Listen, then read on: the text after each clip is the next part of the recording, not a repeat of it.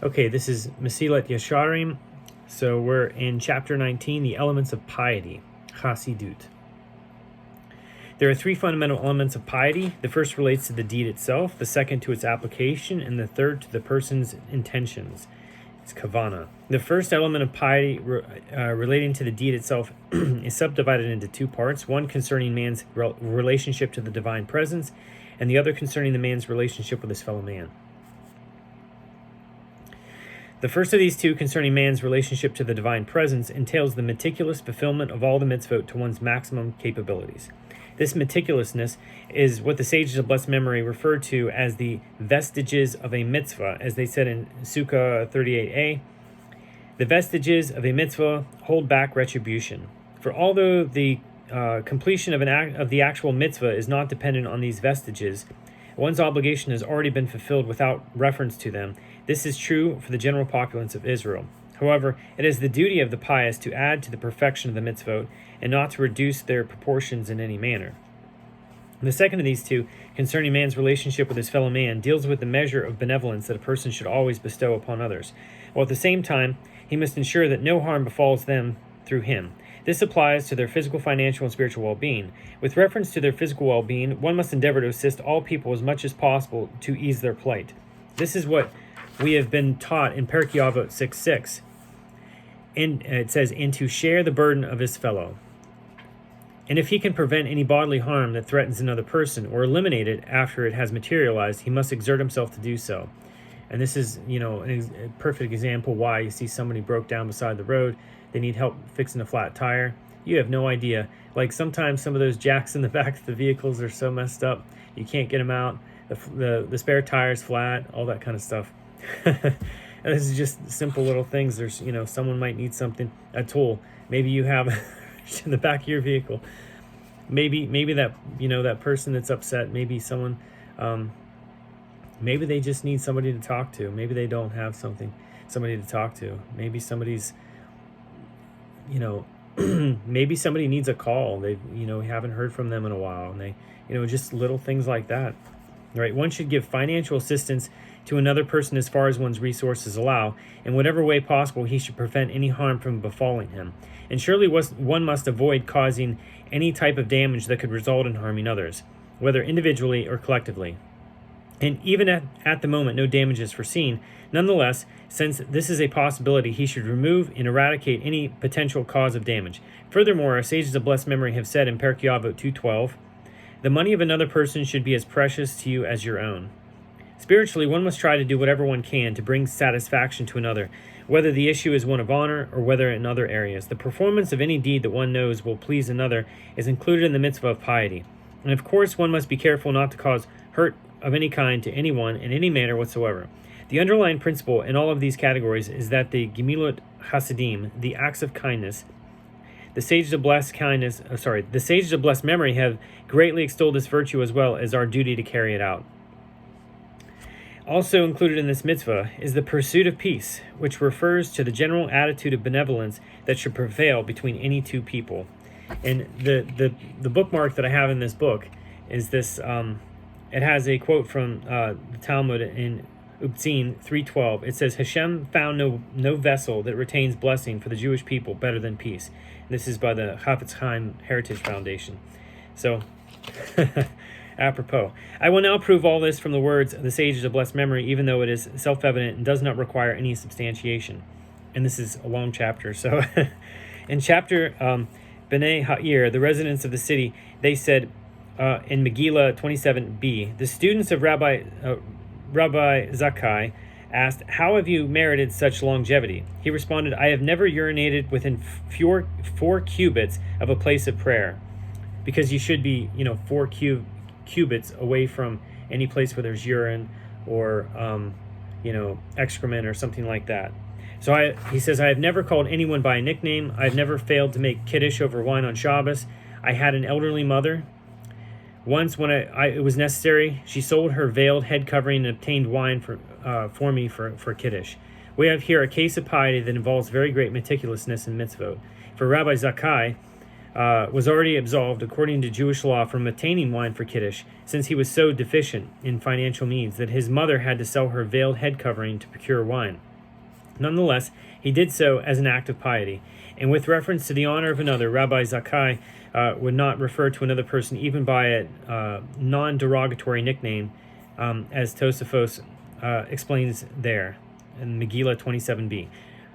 Similarly, Rav Huna tied a piece of string around his garment because he had sold his belt to buy wine for Kiddush. The Talmud further states here, the students of Rabbi Elazar ben Shemua asked, "How have you merited such longevity?" They responded, "I have never used a Beit Knesset," so a house like a synagogue, as a shortcut, and I have never walked above the heads of a holy people, the students who were sitting in the Beit Midrash, the house of study. This exemplifies the virtue of piety regarding honor due to the Beit Knesset and the honor accorded to other people by not walking through them when they are seated so as not to appear haughty toward them. Furthermore, it states, the students of Rabbi Preda asked, "How have you merited such longevity?" He responded, "No one has ever arrived before me at the Beit Midrash, the house of study, who was always the first one there. I have never led the blessing after a meal when a Kohen was present, and I have never eaten of an animal whose priestly gift offerings had not yet been taken." And furthermore, they said in, it looks like it's Megillah 27b, because it just says 28a. The students of Rabbi Nehunya, I think that's probably Rabbi Nehunya ben Hakana, asked, "How have you merited such longevity?" He responded, "Never have I let myself be honored through another's shame, and never has the curse of another arisen on my bed." Expounding on the first of these two, the Talmud mentions the incident of Rav Huna, who was carrying a shovel over his shoulder. When Rav Hanania bar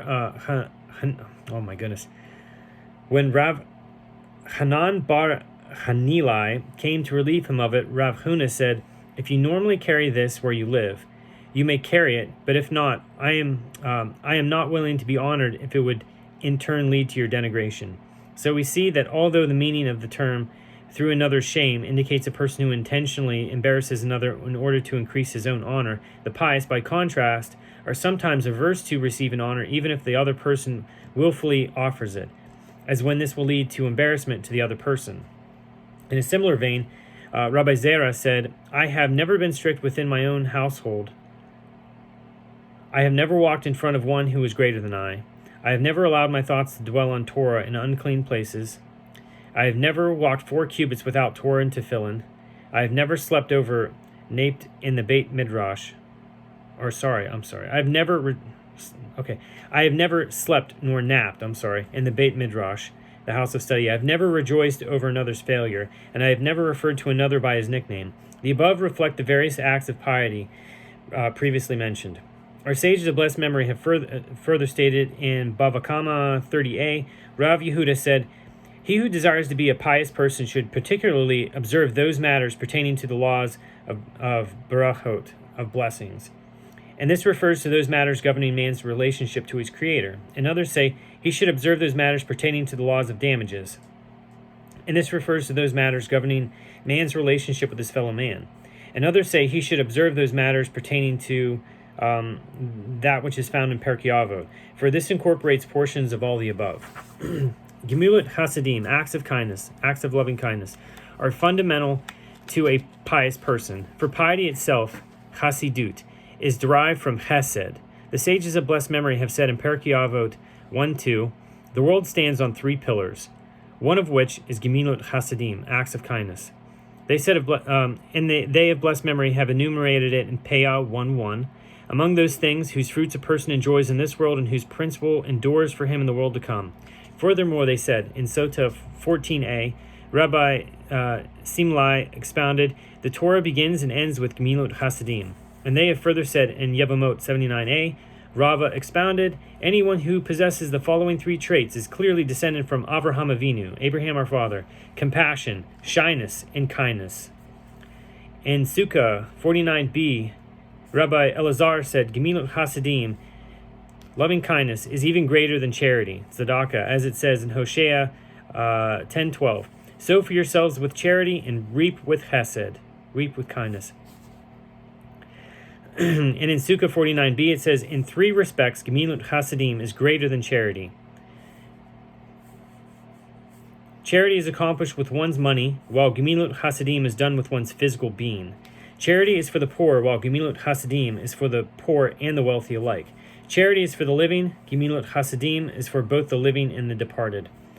And probably the next video that I'm going to put in the Dust of Their Feet playlist is going to be a chapter from another book that's considered a Mussar classic, and it's going to cover magnanimity, which is basically, the generosity, the charity that you give. And that generosity could be your time, could be your wisdom, could be your money. Most of the time we think of money, but a lot of times we neglect to think about how much we can use the other things that God gave us to be charitable to somebody. So it really reflects those other aspects of charity. So watch for that video. And it states, Shabbat 151b, that he may grant you mercy and be merciful to you. Devarim 13:18 means that heaven is merciful to all who have mercy on their fellow creatures. This is self-evident. For the Holy One, blessed be he, operates with the principle of measure for measure, midah keneged midah. And one who is merciful and benevolent towards his fellow creatures will, when he is judged, be judged with mercy, and all of his sins will be benevolently forgiven. This exoneration shows an exact justice, since measure for measure has determined it. This is what our sages of blessed memory have said in Rosh Hashanah 17a, whose transgressions does he the eternal pardon? That of the one who overlooks the sin of another who has committed against him. If one is unwilling to make concessions in his own demands, or is unwilling to act with kindness, reason dictates that he too should be treated with the same measure of exactitude. But can you imagine that there is a person alive who would be able to withstand being judged by the Holy One, blessed be he, according to the measure of exactitude? David Melech, King David, prayed when he said in Tehillim 143:2, Psalms 143:2, and do not enter into the judgment with your servant, for no living being can find justification before you. Simultaneously, he who engages in chesed will receive chesed in return. And the more he engages in it, the more he will receive. David was able to exalt in the possession of this excellent virtue. He would even try to be benevolent toward those who hated him. This is what he referred to when he said in Psalms 35:13, and I, when they were ill, clothed myself in sackcloth. I afflicted my soul with fasting. And he said in Psalm 7:5, if I have repaid with evil those who were at peace with me. The virtue of piety also requires that one should not cause any creature to suffer, even animals, and should show mercy and compassion towards them. Similarly, it says in Mishlei, that's Proverbs 12:10, the righteous man knows the soul of his beast. And there are those who are of the opinion that causing an animal to suffer is a prohibition of the Torah, Shabbat 128b. And at the very least, it is a rabbinic enactment. In summary, compassion and benevolence must be permanently ingrained in the heart of the pious, and one's objective should always be to please his fellow creatures and not to cause them any suffering, etc. The second component of piety concerns its application. This too incorporates two principles, which include many details. The two leading principles are fear and love of the eternal. These are the two pillars of the true divine service, without which piety, Chasidut, could never establish itself. Fear of the eternal includes submissiveness before the Blessed One, the reticence felt as one approaches the eternal service, and the honor accorded to his mitzvot, his name, and his Torah. The love of the eternal comprises joy, cleaving to him, and zealousness. We will now explain them one by one. The principal aspect of fearing the eternal is awe of his exaltedness. One must realize while praying or performing a mitzvah that he is doing so before the King of all kings, as the Tana has exhorted us in Berachot 28b, and when you pray, know before whom you are praying. In order to attain this type of fear, there are three things that one must hold in view and contemplate carefully. The first is the realization that he is literally standing before the Creator, may his name be blessed, and conducting a discourse with him, even though he is not visible to us. And this, you should note, is the most difficult of these three to envision effectively in one's heart, since one's perceptions are of no assistance here. However, one who is of sound mind can, with only minimal contemplation and thoughtfulness, implant in his heart the truth, how he literally enters into a discourse with the Blessed One, how he implores him and entreats him, and how the Blessed One listens to him and is attentive to his words, just like one person speaks to another and the other listens attentively. And it just brings to mind, again, I'll say this probably many times, like one of the main teachings of the Baal Shem Tov is that a man is where his thoughts are. So if you put yourself in the perspective that you're standing before the King of Kings, you literally are. You're spiritually there, wherever there is. If you have that intention, you're there, and that's what is such a powerful concept. If people would just kind of recognize that and find a way to actualize it. After he has established this in his mind, he must probe the exaltedness of the Blessed One, that he is exalted and lofty beyond all blessing and praise, and all forms of perfection that could possibly be imagined and contemplated. Next, he must contemplate the humble nature of man and his baseness, which derive from his crude corporality, and particularly from all the sins that he has ever committed. Thus, after contemplation in these three areas, it will not be possible for one's heart not to fear and tremble while speaking before the Blessed One, while mentioning his name and attempting to find favor before him. This is what Scripture states in Tehillim, Psalms 2:11, serve the Eternal through fear and rejoice through trembling. And it states in Psalm 89:8, God, whose grandeur is in the great council of the holy ones, and whose awesomeness is over all who surround him. For the angels, being closer to the Blessed One than physical beings, find it easier to envision the praise of his greatness. Consequently, his awe affects them to a greater extent than it affects human beings. Nonetheless, David HaMelech, King David, may peace be upon him, was accustomed to praising heaven and said, I will bow toward your holy Beit HaMikdash in awe of you. I will bow toward your holy temple in awe of you. And it is written in Malachi 2:5, and he trembled before my name. And it says in Ezra 9:6, my Lord, I am embarrassed and ashamed to raise my face towards you, my Lord. This fear, however, must first rule over one's heart, and only then will one see its influence reflected in other parts of the body as well. And a bowed head, with body inclined forward, lowered eyes, and hands clapped together in the manner of an insignificant servant before a great king. Similarly, the Talmud states in Shabbat 10a, Rava clasped his hands together and prayed. He commented, just as a servant does before his master. And actually, we're going to read this in the Mishnah Torah in the next book after the one that we're in right now, that whenever you pray the Shemona Ezra, the Amidah, that you literally put your hands on your heart. We use prayer books today, but the ideal thing is that you don't have a prayer book in your hand and you literally put your hands over your heart. Until now, we have spoken about submissiveness and reticence. Now we will speak about honor. The sages of blessed memory have already cautioned us regarding the honor and esteem that must be accorded to a mitzvah, and they have said, Shabbat 133b, this is my God, I will adorn him. Shemot, that's Exodus 15:2, adorn yourselves before him with mitzvot, with beautiful tzitzit, beautiful tefillin, a beautiful Torah scroll, a beautiful lulav. Similarly, they said, Bava Kama 9b, one should expend up to 1/3 extra for the embellishment of a mitzvah. Up to this amount comes from his account. He will receive his reward in the world to come, according to Rashi. More than this is from the Eternal's account. He will be repaid in this world. That's what Rashi says. The wisdom derived from the lips of our sages of blessed memory clearly informs us that merely performing a mitzvah in a routine way is unsatisfactory. Rather, it must be honored and embellished. And furthermore, this wisdom was intended to negate the claims of a person who, desiring to make things easier for himself, might say, honor applies only toward human beings who are enticed by such trivia. But the Holy One, blessed be He, is not concerned about this. He is exalted and lofty beyond all these matters, and once the mitzvah is done for its own sake, it is sufficient for Him. The truth, however, is that the Master, blessed be He, is referred to as the God of glory. Tehillim, Psalms 29:3. And our duty is to honor him even though he has no need for our honor, and the honor we give him is insignificant and inconsequential to him. One who detracts from this honor when he is able to augment it can only be considered a sinner.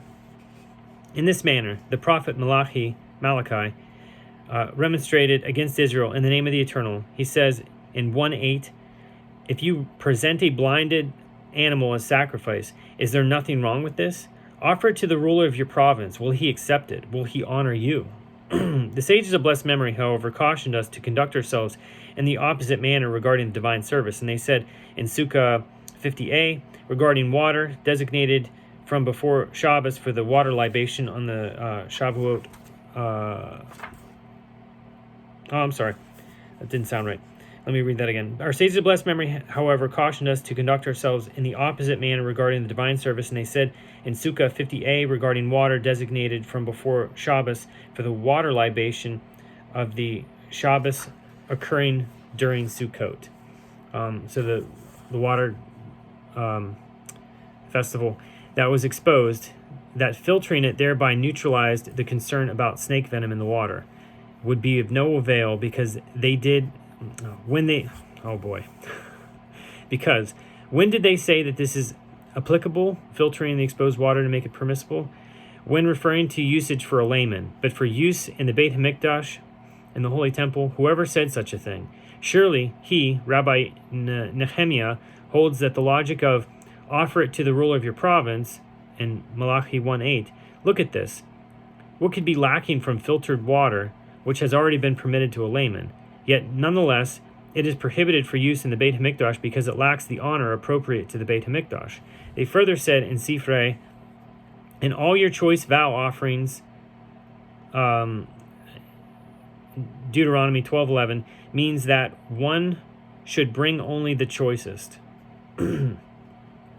We also find, in the case of Cain and Abel, how Abel brought an offering from the firstborn of a sheep and from the fattest ones, while Cain's offering was from the chaff of the produce of the ground, as expounded upon by our sages of blessed memory in Bereshit Rabbah 22:5. And what was the outcome?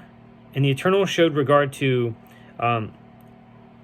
Abel and his offering, but to Cain and his offering he showed no regard. Bereshit Genesis 4:4. And it says in Malachi 1:14, cursed is the deceiver who has in his flock a choice male, but pledges and sacrifices a blemished offering.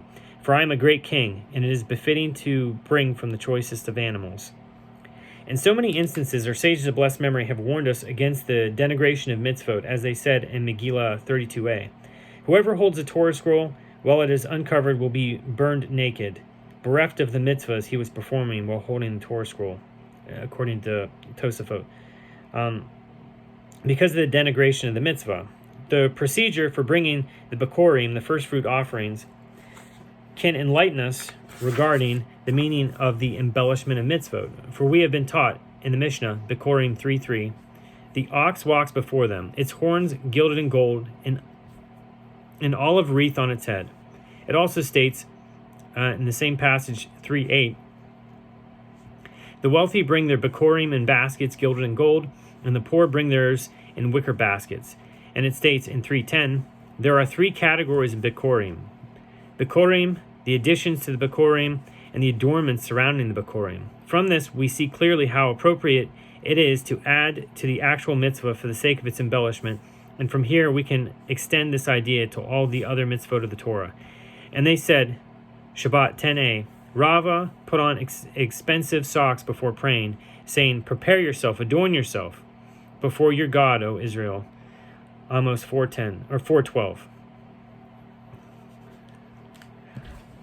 Our rabbis of blessed memory further said in Bereshit Rabbah 65:16, on the verse from Bereshit, that's Genesis 27:15, the choicest clothes of Esav, her elder son, that Rabban Shimon ben Gamliel said, I used to serve my father in soiled clothes, but Esav, when he served his father, served him only in clothes of royalty.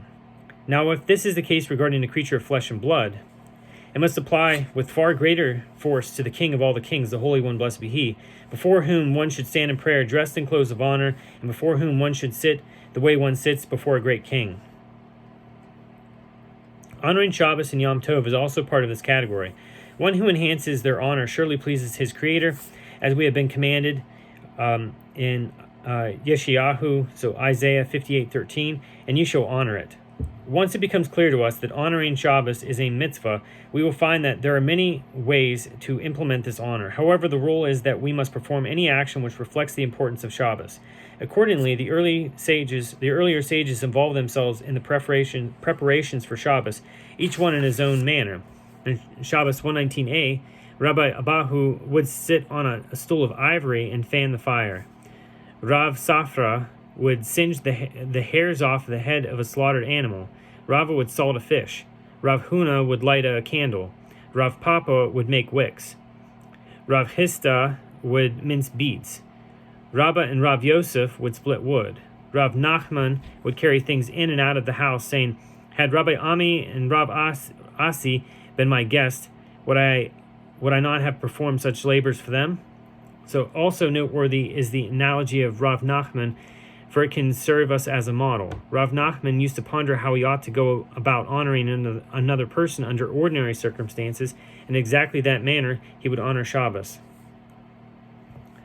In reference to things of this nature, it was stated in Berachot 17a, a person should always be astute when fearing the Eternal. He must be knowledgeable, capable of deducing one thing from the other, and inventive in ways that will please his Creator through whatever means possible. This astutiveness will emerge as a result of our recognition of the magnitude of his exaltedness over us, and thus anything associated with him will be treated by us with the greatest of honor.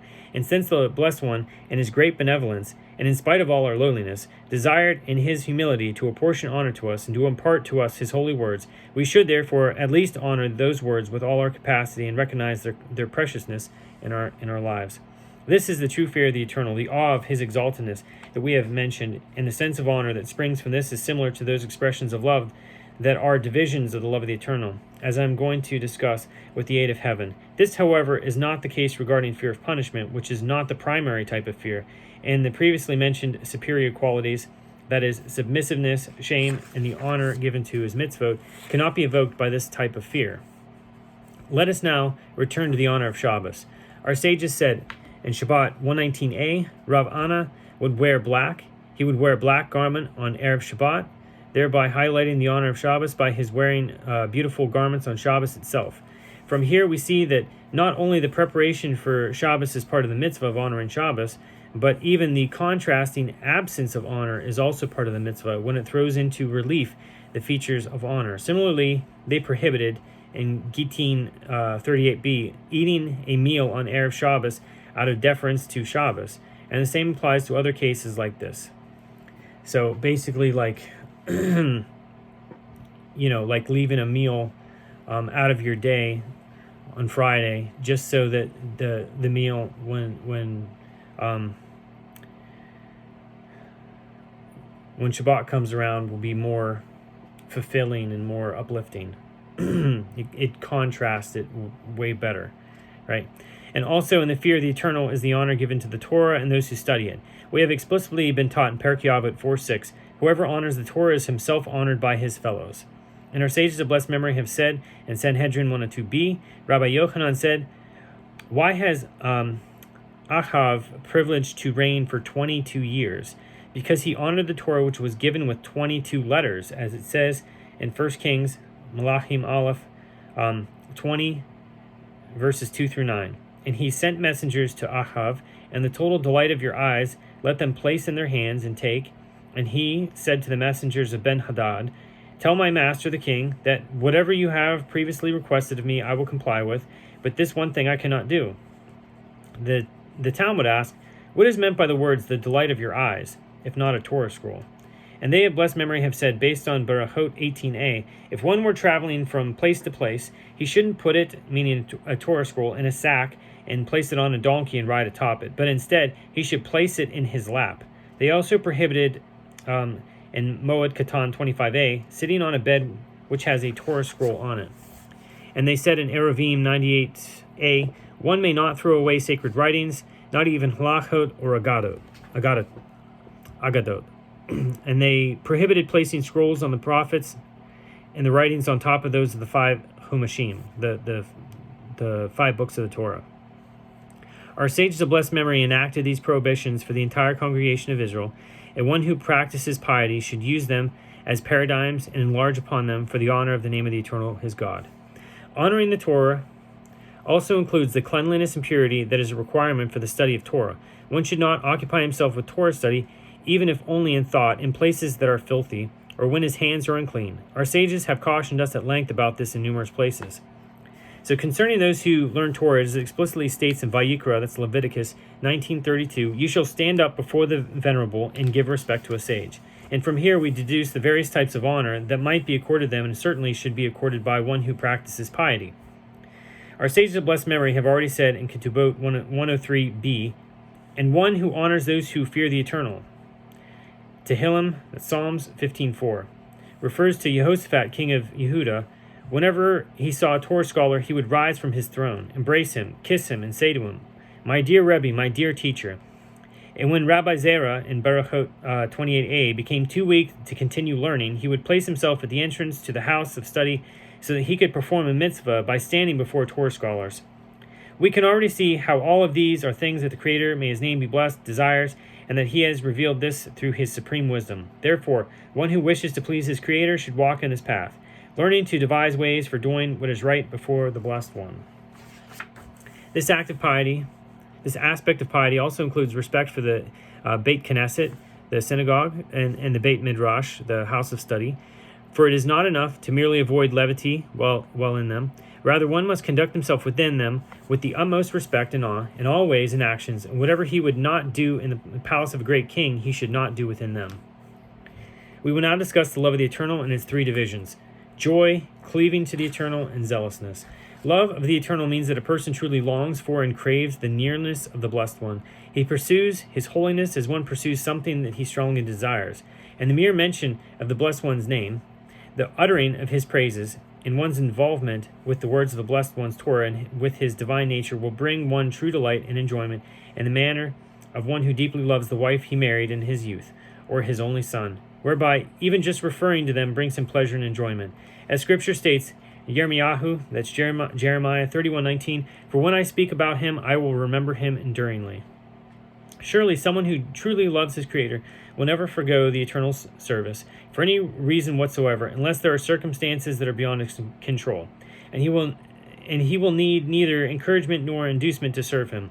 Rather, his heart will transport him and propel him in that direction, unless there are major restraints that prevent this.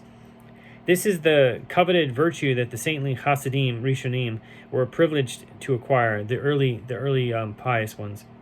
As David HaMelech, King David, may peace be upon him, said in Tehillim, that's Psalms 42, verses 2 and 3, "As a deer cries longingly for the brooks of water, so too my soul yearns for you, O Eternal."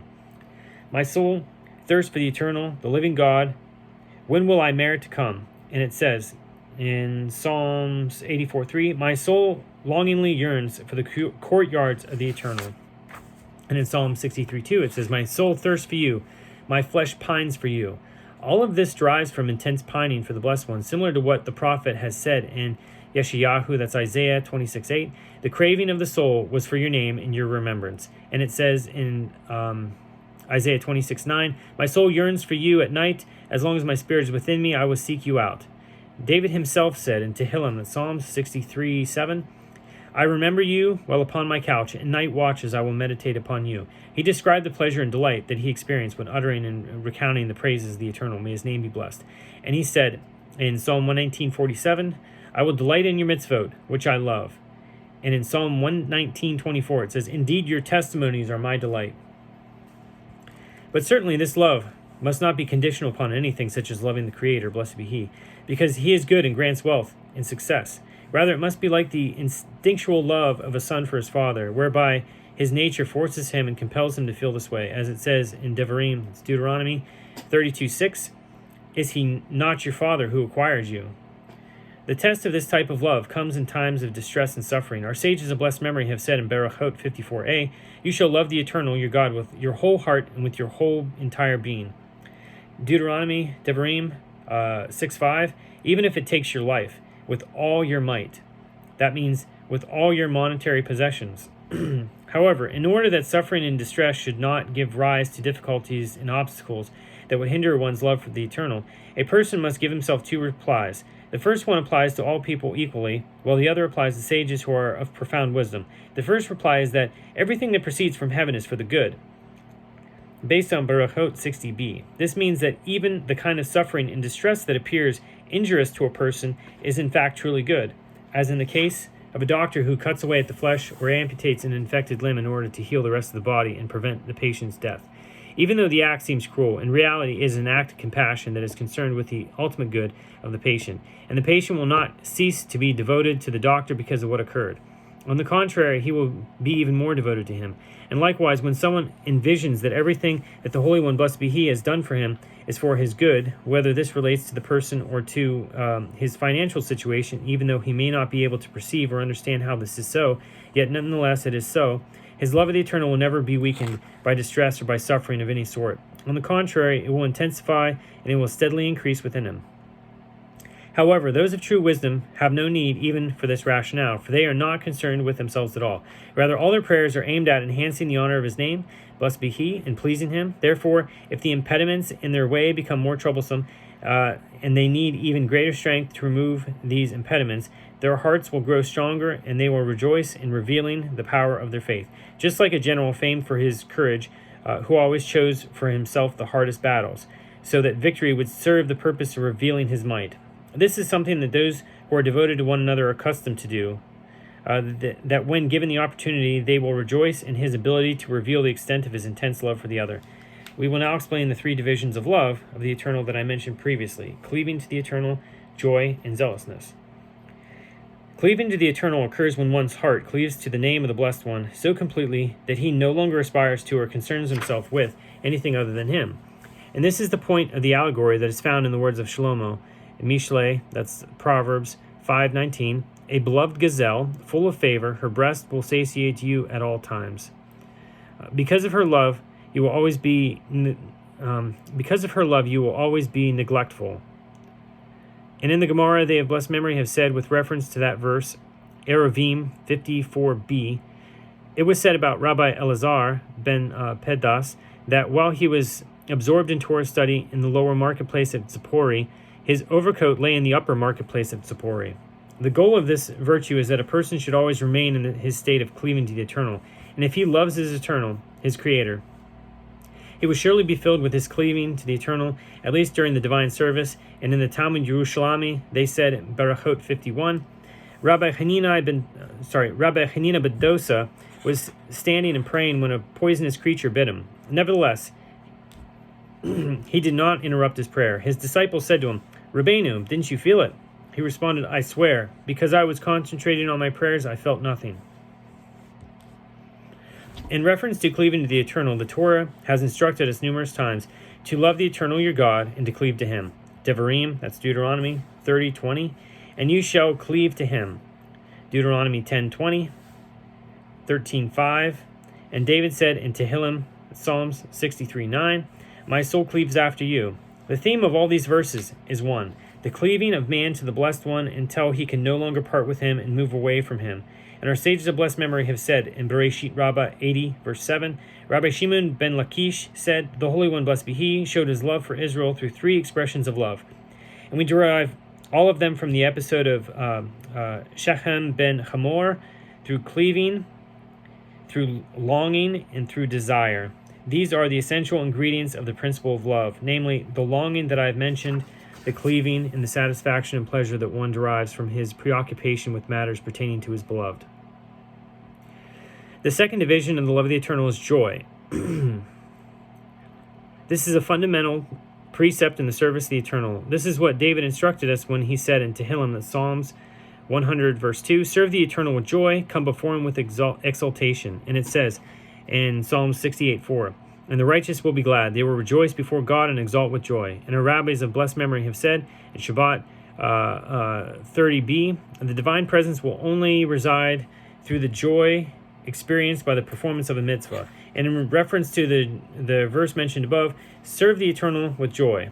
The Midrash says, Midrash Shocher Tov 100, Rabbi Ibu said, when you stand in prayer, let your heart rejoice inside you, for you are praying to a God who is without comparison.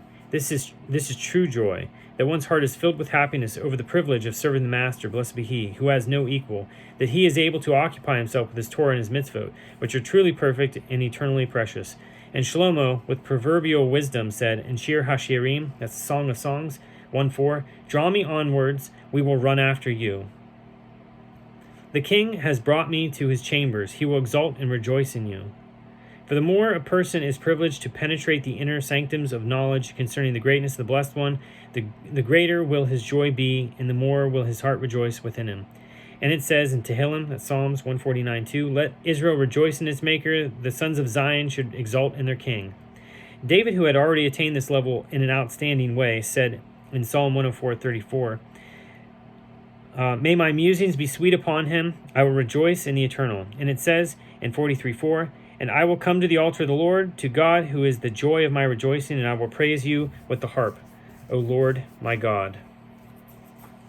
And he said in Psalm 71:23, "My lips shall rejoice when I sing to you in my soul, which you have redeemed." This means that the joy within him became so strong that his lips began to sing of their own accord while he was occupied with giving praise to the Blessed One. All of this was the result of the great fervor of a soul blazing in joy before him, as he concluded, "And my soul which you have redeemed." We find that the Holy One, blessed be he, was angry with Israel because they lacked this quality of joy while serving him. This is what is said in Devarim, that's Deuteronomy 28:47, "Because you did not serve the eternal your God with joy and goodwill."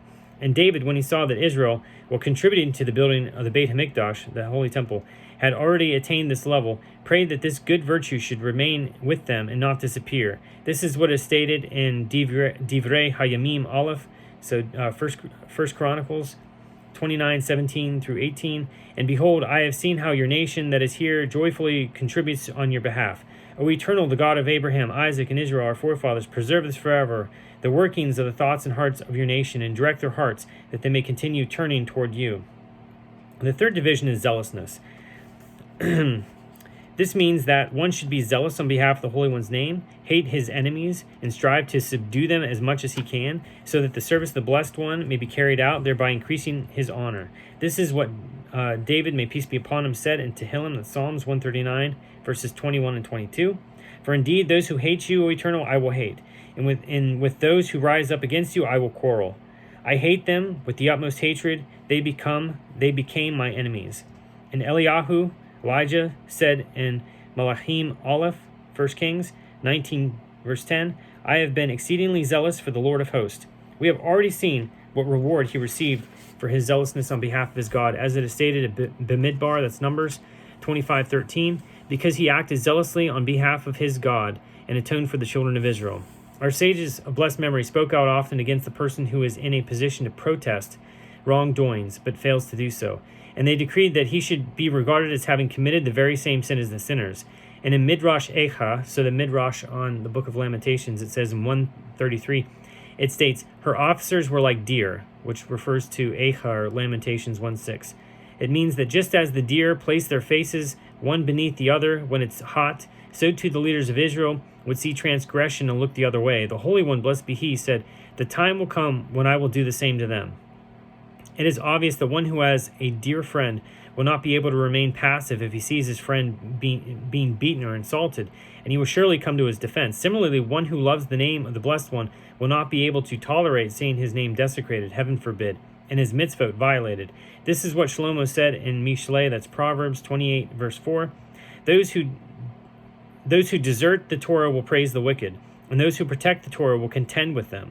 For those who praise the transgressions of the wicked rather than openly rebuking them, their blemishes are the deserters of the Torah, who allow it to be desecrated, heaven forbid. However, those who are its protectors, who strengthen themselves in their support of it, will surely contend with the wicked, since they will not be able to restrain themselves and be silent. And the Holy One, blessed be he, said of Job, chapter 40, verses 11 through 13, "Spread out the fury of your wrath, and take note of the one who is haughty, and humble him. Take note of the one who is haughty, subdue him, and crush the wicked beneath all of them. Bury them together in the dust, and their countenances sealed in a hidden place." This is the intensity of the love that one who truly loves his Creator should be able to display. And it says in Tehillim, that's Psalms 97, verse 10, "Lovers of the eternal hate evil." Thus far, we have defined those aspects of piety that relate to the deed itself and to its application. We will now explain those that relate to one's intent. We have in fact discussed above the performing of a mitzvah for its own sake, rather than for ulterior motives, each in accordance with its various levels. But of course, one who is motivated, when serving the Eternal, to purify his soul before his Creator, for the privilege of dwelling before him among the just and pious, to behold the pleasantness of the Eternal, to seek understanding in the Beit HaMikdash, the Holy Temple, and to receive the recompense due in the world to come, will not be regarded as having negative intentions. On the other hand, we cannot say that this is the ideal, for so long as one's intent is subservient to his own personal benefit, then in the final analysis his divine service is self-serving. The true intent which we find among the pious who have exerted themselves and made the effort to attain it is that a person serve the Eternal solely to magnify and enhance the glory of the Master, blessed be he. This will happen after one deepens his love for the Blessed One, and he longs for and yearns for the expansion of his glory and is saddened over any lessening of it. He will then be motivated to serve the Eternal for this purpose, that at least through him the glory of the Blessed One will be increased, and he will fervently desire that the whole of mankind be motivated accordingly. He will furthermore be saddened and aggrieved over what others subtract from the Eternal's glory, and particularly over what he subtracts, whether unknowingly or accidentally or through its own natural foibles. For it is difficult to guard oneself from sin all the time. As it states in Kohelet, that's Ecclesiastes, chapter 7, verse 20, there is no righteous person in the land who will always do good and not sin. This dynamic of motivation has been elucidated by the Tana Develiyahu of blessed memory, which says, Rabbah 4, every sage of Israel who truly possesses the words of Torah and grieves for the glory of the Holy One, blessed be he, and the glory of Israel throughout his life, and longs for and suffers over the glory of Jerusalem, and the glory of the Beit HaMikdash, and the swift burgeoning of the redemption, and the ingathering of the exiles, is granted divine inspiration in his words. From this, we learn that the most highly esteemed form of intent is one that is completely divorced from all personal wants and is concerned only with the glory of the divine presence and the sanctification of the Blessed One's name. This is sanctified among the creatures when they fulfill his will. Referring to this, they said in Zohar 2, Mishpatim 114:2, who is a pious person? One who acts with piety towards his Creator. Now this type of pious individual, in addition to serving the Eternal with the aforementioned intent through the observance of his mitzvot, must also, without a doubt, constantly feel real pain over the exile and the destruction of the Beit HaMikdash, the temple, because of the resultant diminution, as it were, of the glory of the Blessed One. And such a person will long for the redemption, through which the glory of the Blessed One's name will be enhanced. This is what the Tana Develiyahu cited above was referring to when it said, and longs for and suffers over the glory of Jerusalem. He should furthermore pray for the redemption of Israel and the return of the glory of heaven to its former ascendancy. And I've said this probably in another video, but I think it's also very important that if you really believe in that you should also pray that you could play an important role, like to play a role in the unfolding of the Geula, the final redemption, the return of the exiles, the Messianic age, the rebuilding of Eretz Yisrael, and any of that. You know, if that's really what you really desire and seek, that you should also pray that you play a part in that. A person may ask, who am I, and of what importance am I to pray about the exile in Jerusalem? Will my prayers bring about the ingathering of the exiles and the burgeoning of the redemption? The answer is close at hand and has been taught in Sanhedrin 37a. It says, for this reason Adam was created singly, so that each person would say, the world was created for my sake. That's why the creation of humankind started with one man, so that each person would have this, be able to say, the world was created for my sake. It pleases the Blessed One when his children supplicate and pray for this, and although the time may not be ripe for the request to be granted, for whatever reason, nonetheless, they will have done their share, and the Holy One, blessed be he, rejoices over this. On the other hand, the absence of this led to the prophet's loud protest, and Yeshayahu, that's Isaiah, chapter 59, verse 16, it says, he saw that there were no righteous people, and he was amazed that there was no one turning to him in prayer. And he said in Isaiah 63:5, and I looked, and there was no one who could assist, and I was amazed to see that there was no one to provide support. And it says in Yirmiyahu, that's Jeremiah 30, verse 17, it is Zion, there is no one who inquires after her. And our sages of blessed memory commented on Sukkah 41a, we may infer from this that one needs to inquire after it. We are therefore obligated in this manner, and we cannot absolve ourselves from this obligation simply because of our insufficient strength. In reference to something of a similar nature, we are taught in Pirkei Avot 2:16, the work is not yours to complete, and yet you are not free to abstain from it. And the prophet further said, and Yeshayahu, that's Isaiah 51, verse 18, she has no one to lead her from among all the children she has given birth to, no one to support her hand from among all the children she has raised. And he said in Isaiah 40, verse 6, all flesh is grass, and all benevolence is like the budding of the field. And our sages of blessed memory have commented in Tikkun HaZohar, Tikkun Talasin 73b, that any benevolence they, meaning the Gentiles, perform is for their own sake, for their own benefit and pleasure, without concern for the perfection of the aforementioned intentions. Furthermore, they, the Gentiles, do not seek the ascendancy of his glory, God's glory, and the redemption of Israel. For it is not possible for the heavenly glory to be enhanced without the redemption of Israel and the enhancement of Israel's glory. The one is absolutely tied to the other, as it states in the Tana Develiyahu that I cited previously, and grieves for the glory of the Holy One, blessed be He, and the glory of Israel. From this, we may learn that there are two factors involved here. On the one hand, the intent underlying every mitzvah and the act of divine service should aim to bring about the ascendancy of the glory of the divine presence, and this will be accomplished by his creatures' efforts to please him. On the other hand, there is anguish and supplication concerning the ascendancy of his glory, which awaits its consummation through the ascendancy of the glory and tranquility of Israel. There is, however, a second rationale behind the virtue of piety, Chasidut, and that is the concern for the good of the generation. For it is befitting that the actions of a pious person should be directed toward the good of his entire generation, to enhance their standing and to shield them from punishment. This is expressed in the verse Isaiah chapter 3, verse 10. Praise the righteous for the good he has done, for they eat the fruit of their deeds. That is, the entire generation eats its fruit. Similarly, our sages of blessed memory have said in Bava Batra 15a, is there a tree there? Bamidbar 13:20, that's Numbers 13:20, means, is there anyone who shields his generation the way a tree gives shelter? And note that it is the will of the divine presence that the pious of Israel should transmit merit to and atone for the other strata around them. This is what was said by our sages of blessed memory with reference to the four species within the lulav on Sukkot, based on Vayikra Rabbah 30:12. Let these come and atone for those. The Holy One, blessed be He, has no desire to have the wicked perish. Rather, it is incumbent upon the pious to try to enhance their standing and to atone for them. This has to be done by means of one's intent when serving the Eternal, as well as directing through one's prayers. This means that he should pray on behalf of his generation, seeking atonement for those who need atonement, urging repentance for those who need it, and promoting the defense of the entire generation. And they of blessed memory have already said in Yoma 77a about the verse, I have come because of your words, Daniel 10:12, that Gabriel was not allowed, the angel Gabriel was not allowed to go beyond the heavenly curtain until he had spoken on behalf of Israel. And Gideon was told in Shoftim 6:14, Judges 6:14, go with this, your strength, which referred to his speaking on behalf of Israel. The Holy One, blessed be He, loves only those who love Israel, and to the extent that one increases his love for Israel, the Holy One, blessed be He, increases his love for that person. These are the true shepherds of Israel, whom the Holy One, blessed be He, holds dear.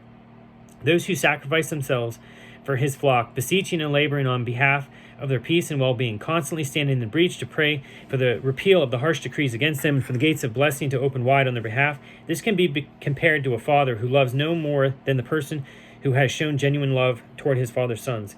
Human nature attests to this. This is the idea underlying what they said about the high priest, Makot 11a. For they should have pleaded for mercy on behalf of their generation, but failed to do so. Similarly, they stated, there was a person who was devoured by a lion at the distance of 3 parshaot from Rabbi Yehoshua ben Levi. And as a result of this event, Eliyahu did not appear to Rabbi Yehoshua ben Levi for 3 days. So we see that it is incumbent upon the pious to beseech and to exert themselves on behalf of their generation. We have thus far defined the primary components of piety, Chasidut. Their specifics are in the domain of every thoughtful individual and every person whose heart is pure, to be implemented in a just manner in accordance with the principles of piety, everything in its proper time.